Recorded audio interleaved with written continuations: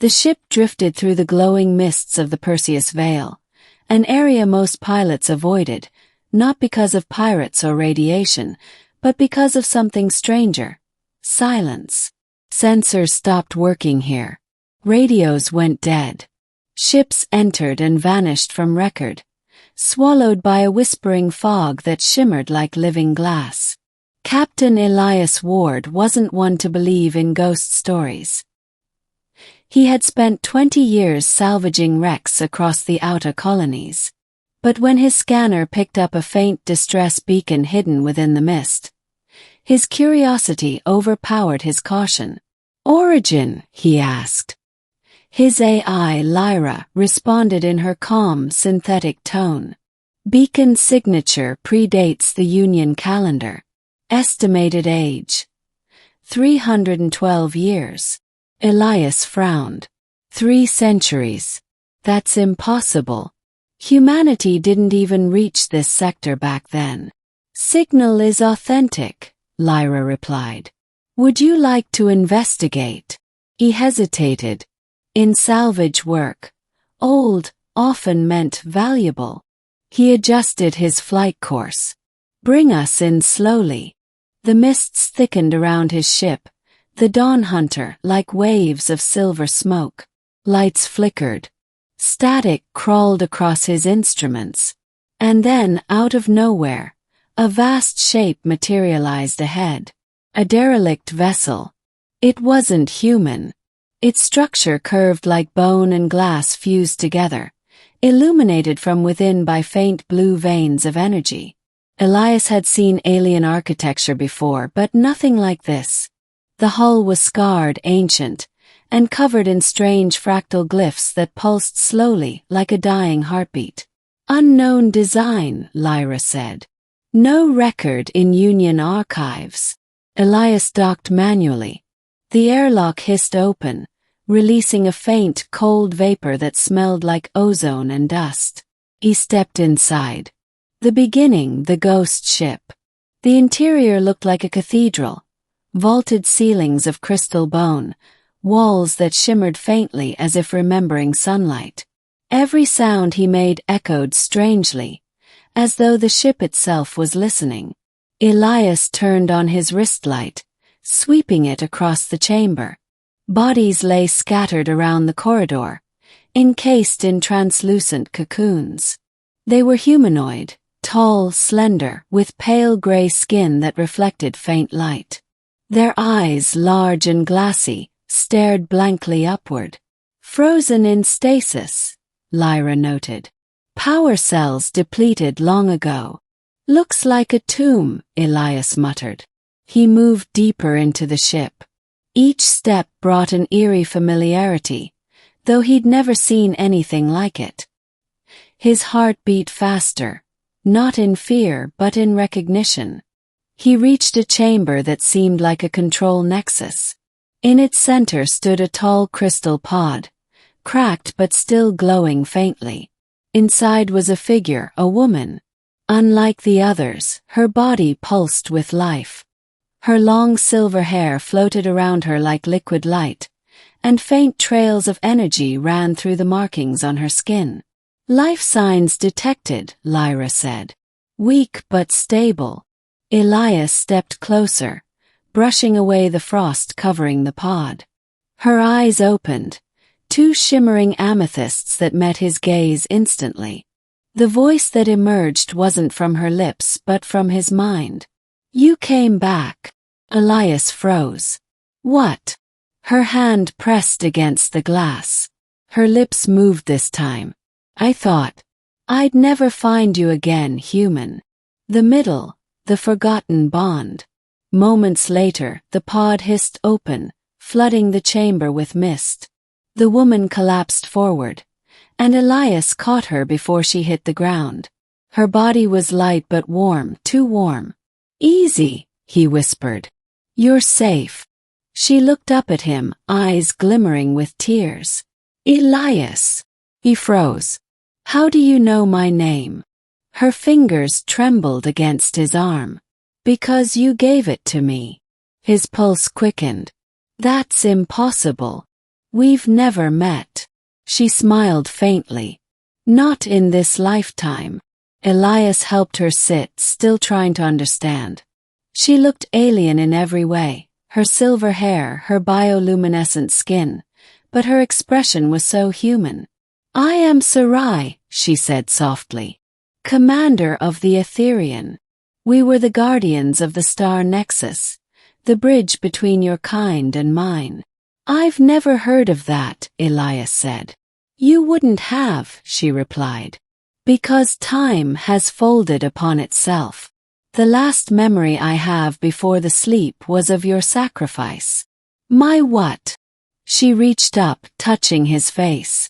You stayed behind to seal the breach when the Nexus collapsed. You said you'd return. I waited for centuries. Until the stars themselves changed. Elias stepped back, shaking his head. I think you're confusing me with someone else. Her eyes glowed brighter, sadness filling them. No, your soul carries the same resonance. You are him reborn. Lyra's voice cut in abruptly. Captain, energy readings are rising. The ship's power core is reactivating. Serai, what's happening? Her gaze turned to the walls as they pulsed with new life. The Aetherion is responding to your presence. It remembers you too. The floor trembled. Symbols flared across the walls, rearranging into patterns that seemed to sing. Elias, Lyra warned. I'm detecting a spatial anomaly forming within the ship. Serai looked at him desperately. We must leave. The Nexus is awakening, and it will consume us if we do not reach its heart first. The middle, part 2, the heart of the ship. They ran through the corridors, guided by faint blue light that seemed to respond to Serai's movements. She moved with familiarity, touching walls, whispering words in a language Elias couldn't understand. Where are we going? He asked. To the core. The Aetherion was built around a fragment of the Nexus, an ancient gateway between worlds. When it fractured, it created the temporal storm you call the Perseus Veil. So this fog is time itself, folded and wounded. As they reached the central chamber, Elias saw the core she spoke of. A massive crystalline structure floated in midair, spinning slowly, surrounded by arcs of energy. Within it, he glimpsed scenes that didn't belong.